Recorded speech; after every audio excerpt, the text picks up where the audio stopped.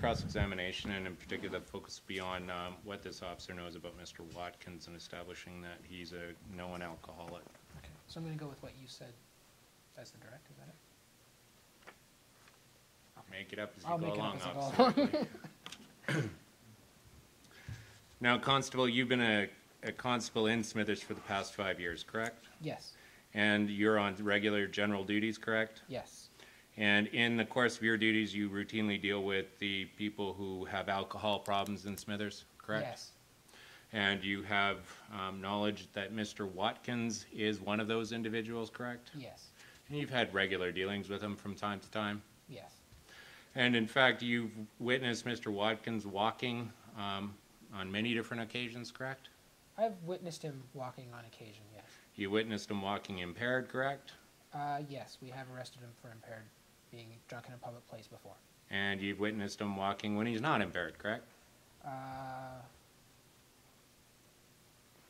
Well, I never tested to see if he was unimpaired at that time. If I see him on the street, I don't walk up to him and see if he's impaired at every...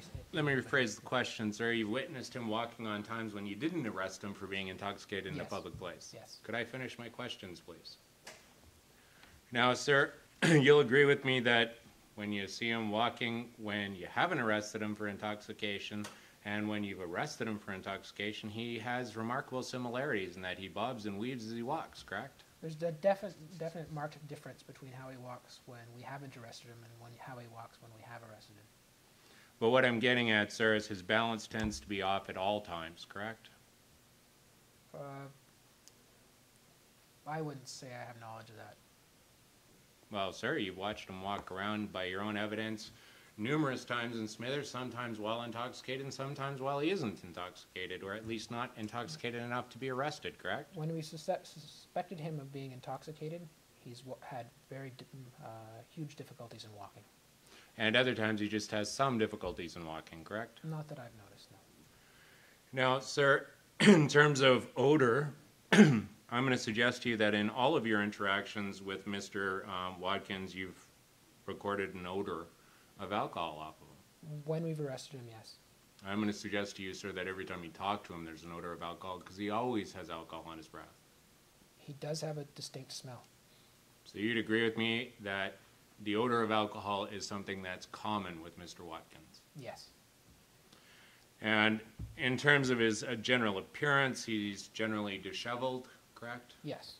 Poorly dressed, clothes hanging, like shirts aren't tucked in, correct? Yes.